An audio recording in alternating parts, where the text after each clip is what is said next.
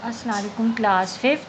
आज हम उर्दू ए में सबक पढ़ेंगे भाई के नाम ख़त। ये सेकंड टर्म का हमारा दूसरा चैप्टर है। सेकंड टर्म का पहला चैप्टर है बच्चों, भाई के नाम ख़त। ठीक है, ख़त तो आपको पता ही है, रिटन फॉर्म में लिखा जाता है। तो यहाँ जो है भाई के नाम ख़त लिखा जा रहा है। इस सबक को पढ़ाने के बहुत सारे मकासद हैं जो यहाँ तदरीसी मकासद में बयान किए गए हैं बच्चों, कि इस ख़त में ज़्यादातर कंप्यूटर का जिक्र है और कंप्यूटर, इंटरनेट, ईमेल, ये आपको बताया जाएगा कि ये सब चीज़ें क्या होती हैं और इनको कैसे इस्तेमाल किया जाता है। और ख़त लिखने का तरीक़ा बताया गया। ये ख़त लाहौर से लिखा जा रहा है, तो लिखने वाले ने देखें अपना शहर लिखा है लाहौर, डेट लगाई है 25 अक्टूबर 2015। आप कर सकते हैं जो भी डेट होगी आपकी 25 अक्टूबर 2020। प्यारे भाई मोहम्मद अली, और इसके आगे एक निशान लगा हुआ है बच्चों, इसको निदाया या फिजाया निशान कहते हैं। इसका मकसद होता है कि बात अभी जो है वो जारी है, तफसीली बात की जाएगी। यहाँ पे इस निशान का मकसद है कि यहाँ आगे तफसीली बात अभी की जाएगी। इस निशान को क्या कहते हैं? निदाया या फिजाया निशान। अस्सलाम वालेकुम, अस्सलाम वालेकुम। आपका ख़त मिला, घर के हालात से आगाही हुई। मैं भी यहाँ हॉस्टल में खैरियत से हूँ। लिखने वाले ने लिखा है कि आप ख़त मिला, आपके घर की हालात से आगाही हुई। मैं भी यहाँ हॉस्टल में खैरियत से हूँ। हॉस्टल बच्चों एक होटल की तरह बनाया जाता है जहाँ पढ़ने वाले स्टूडेंट क़याम करते हैं जो दूर दराज से शहरों में आए होते हैं। यहाँ मैं अकेला नहीं, मेरी तरह बहुत से बच्चे हॉस्टल में रहते हैं। ठीक है, वो अकेला नहीं रहता। हॉस्टल में एक कमरे में 4-4, 5-5, 6-6 बच्चे भी रहते हैं, लेकिन इसके बावजूद आपसे दूरी का एहसास शिद्दत से होता है। कहता है कि वो मेरे पास इतने बच्चे मेरे साथ रहते हैं, लेकिन फिर भी आपके साथ जो मोहब्बत थी, वास्ता था, उससे मुझे दूरी का एहसास होता है कि आप मुझसे दूर बैठे हैं। यह एहसास मुझे बहुत शिद्दत से बहुत ज़्यादा होता है। मैं आपके इस ख़त का जवाब ईमेल के ज़रिए देना चाहता था, यानी वो कंप्यूटर इस्तेमाल करना चाहता था और अपने ईमेल एड्रेस से जवाब देना चाहता था। लेकिन फिर दिल में ख़्याल आया कि आपने ख़त लिखा है तो मैं भी आपको ख़त लिखूं। ठीक है, वो चाहता था ईमेल से जवाब दूं। ईमेल का मतलब होता है इलेक्ट्रॉनिक ख़त बच्चों, लेकिन फिर वो कहता है कि नहीं, आपने क्योंकि मुझे ख़त लिखा है तो मैं भी आपको ख़त के ज़रिए जवाब दे रहा हूँ। आपने अपने ख़त में मुझसे स्कूल की कंप्यूटर लैब के बारे में दरियाफ़्त किया है कि कैसी और मैं इससे कितना फ़ायदा उठाता हूँ। ठीक है, दरियाफ़्त किया यानी पूछा है कि आपके स्कूल की कंप्यूटर लैब कैसी है, आप लोग वहाँ जाते हैं, काम करते हैं, नहीं करते हैं, कितना आप कंप्यूटर सीख रहे हैं। प्यारे भाई, हमारे स्कूल की कंप्यूटर लैब में बहुत से कंप्यूटर मौजूद हैं, बहुत सारे कंप्यूटर मौजूद हैं। वो बताता है हर बच्चा कंप्यूटर टीचर की रहनुमाई में हर रोज़ तकरीबन 1 घंटा कंप्यूटर इस्तेमाल करता है, यानी कंप्यूटर पे बैठता है, सीखता है कंप्यूटर को और कंप्यूटर पे काम करता है।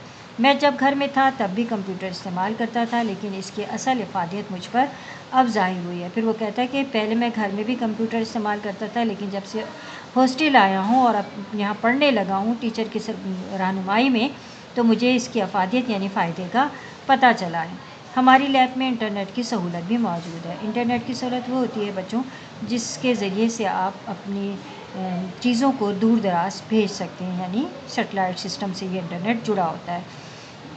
इंटरनेट को कंप्यूटर की रूह कहा जाता है। इंटरनेट को कंप्यूटर की रूह कहा जाता है।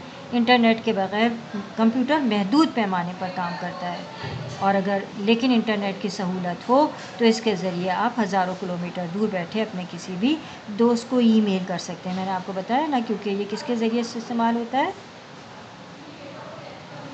सेटेलाइट के ज़रिए से जुड़ा होता है। इंटरनेट सेटेलाइट के ज़रिए काम करता है, लिहाजा सेटेलाइट हमारे पैगामात हज़ारों मीटर दूर बैठे हुए लोगों को भी पहुंचा देती है। तो वो इसके ज़रिए से ही इंटरनेट के ज़रिए वो हज़ारों मीटर दूर बैठे हुए लोगों को ईमेल कर सकते हैं हम कंप्यूटर के ज़रिए से। ईमेल के ज़रिए हम मुख्तसर पैगामात, मज़ामीन और तस्वीर चंद सेकंड में बैठे बिठाए अपने दोस्तों को भेज सकते हैं।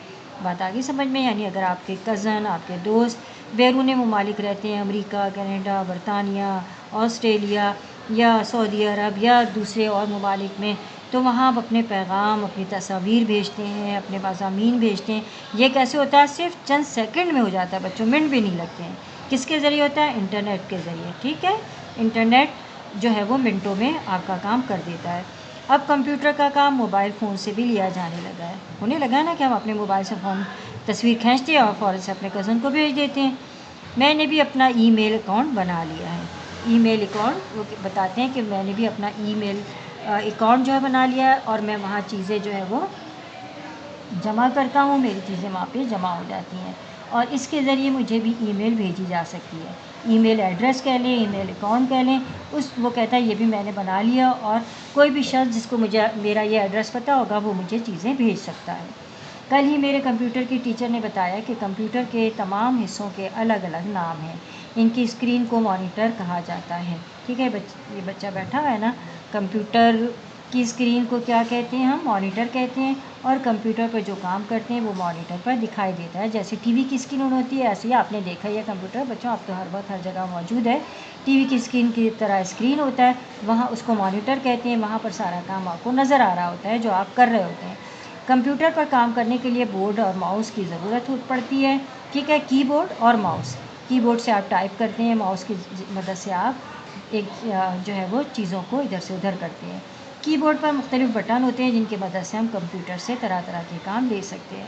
ماؤس کسی آپشن کو کلک کرنے کے لیے استعمال کیا جاتا ہے، ماؤس کس لیے استعمال ہوتا ہے؟ کمپیوٹر کے کسی بھی آپشن کو کلک کرنے کے لیے استعمال ہوتا ہے۔ کمپیوٹر کا ایک حصہ سی پی یو کہلاتا ہے، کیا کہلاتا ہے؟ سی پی یو یعنی کمپیوٹر کا دماغ، یہ سینٹرل پروسیسنگ یونٹ کا مخفف ہے یعنی مختصر ہے، سی پی یو، اسی کو مخفف کہتے ہیں، یعنی کسی ایک پورے ورڈ کو آپ نے مخفف کر کے اس کا ایک ورڈ لے لیا، سینٹرل کا سی لے لیا، پروسیسنگ کا پی لے لیا اور یونٹ کا یو لے لیا، اس طرح ہمیں کہنے میں بھی آسانی ہو جاتی ہے، سی پی یو، جس کے سامنے بھی ہم بتائیں تو اس کو پتہ چل جاتا ہے یہ کس چیز کو کہا جا رہا ہے۔ سی پی یو کو کمپیوٹر کا دماغ بھی کہا جا سکتا ہے کیونکہ یہ کمپیوٹر کو کنٹرول کرتا ہے، کمپیوٹر میں ہم بہت سی کتابیں محفوظ کر سکتے ہیں، ٹھیک ہے، ٹائپ کریں اور محفوظ کریں، ضرورت کے وقت ہم کسی بھی کتاب کا کوئی بھی صفحہ کھول کر پڑھ سکتے ہیں، بلکہ پرنٹر کے ذریعے اس کا پرنٹ بھی حاصل کر سکتے ہیں، اور آج کل تو بچوں آن لائن جو ایجوکیشن دی جا رہی ہے اس میں کمپیوٹر کا استعمال بہت زیادہ ہو رہا ہے، اس لیے یہ چیزیں آپ کو اور بھی آسانی سے سمجھ میں آ جائیں گی، ہو سکتا ہے آپ کے سامنے موجود ہو اور آپ اسی پر ہی یہ چیزیں دیکھ رہے ہوں۔ امید ہے کہ میرا یہ خط آپ کو 2-3 دن میں مل جائے گا، ملنے پر مجھے ای میل کے ذریعے اطلاع دے دیجیے گا کہ آپ کو خط ملا۔ اب دیکھیں یہاں پہ خط 3 دن میں ملے گا، ای میل آپ یہاں بیٹھے ہوئے ابھی ٹائپ کریں اور ابھی یہ میل کر دو، سیکنڈ میں اس کو پتہ چل جائے گا، جواب مل جائے گا کہ آپ نے کیا جواب دیا اس کو۔ ای میل جو ہے اتنا تیز کام کرتا ہے، سیکنڈوں کا کام، 3 دن کا کام سیکنڈ نہیں لگے گا اور وہ کر دے گا۔ میرا ای میل ایڈریس ہے ehsan14@gmail.com، ٹھیک ہے، ehsan14@gmail.com۔ مجھے آپ کی ای میل کا شدت سے انتظار رہے گا، آپ کا بھائی احسن۔ یہ تھا بچوں ایک خط لکھنے کا طریقہ، بھی دیکھا آپ نے کہ اس نے جو ہے بائیں طرف نیچے کی طرف جو ہے خط کا اینڈ کیا اور بتایا کہ آپ کا بھائی احسن جو ہے آپ کو خط لکھ رہا ہے۔ تو مجھے امید ہے بچوں سبق میں نے جس طرح پڑھایا ہے آپ کو اچھی طرح سمجھ آ گیا ہوگا۔ اس سبق کے مشکل الفاظ کے معنی آپ کو لاسٹ میں پیج نمبر 106 پہ ملیں گے، میں آپ کو دکھا بھی دیتی ہوں بچوں، دیکھیے یہ بھائی کے نام خط اور اس کے مشکل الفاظ کے معنی یہاں پر موجود ہیں، آپ کو ڈکشنری کی ضرورت پیش نہیں آئے گی، اور اگر ڈکشنری کی ضرورت پیش بھی آتی ہے بچوں تو آپ نے فیروز اللغات ڈکشنری استعمال کرنی ہے اس کے کام کے لیے، ٹھیک ہے، آپ نے فیروز اللغات ڈکشنری استعمال کرنی ہے ورڈس میننگ کے لیے، آپ پرچیز کر کے اپنے پاس رکھ لیں۔ خاص الفاظ ہیں بچوں: خیریت، رہنمائی، تقریباً، احتیاط، افادیت، محدود، مضامین، مخفف۔ اگر بچوں کوئی چیز سمجھ میں نہ آئی ہو تو آپ اپنے گھر کے بڑوں سے پوچھ سکتے ہیں، ٹھیک ہے، ضرور پوچھنا چاہیے، بڑوں کے پاس ضرور بیٹھنا چاہیے اور جانا چاہیے تاکہ آپ کی اچھی سے اچھی تربیت ہو سکے۔ ضرور ایک جو ہے وہ بیٹھک اپنے پیرنٹس کے ساتھ ضرور شام کے ٹائم رکھا کریں بچوں۔ یہ ہیں سوال جوابوں کے آپ کو آپ کی ورک شیٹ پر بھی ملیں گے، یہاں پر سبق میں بھی آپ کو جواب مل جائیں گے، اور آپ بڑی کلاس ہے، کلاس 5 ہے، تو آپ کوشش کیجیے گا کہ آپ جو ہے وہ یہ جوابات اپنی کتاب سے سبق سے ڈھونڈ کر خود کریں بچوں، خود کرنے میں کام جو مزہ ہے وہ کہیں سے دیکھ کر کرنے میں نہیں ہے۔ سوال نمبر 2 ہے سبق کے مطابق خالی جگہ پر کی کرنا ہے آپ نے، اس کو پڑھنا ہے، 1-2 بار ریڈ کرنا ہے، اس کے بعد یہ کام خود کرنا ہے۔ درست جواب پر ٹک کا نشان ہے، یہ بھی آپ نے خود کرنا ہے۔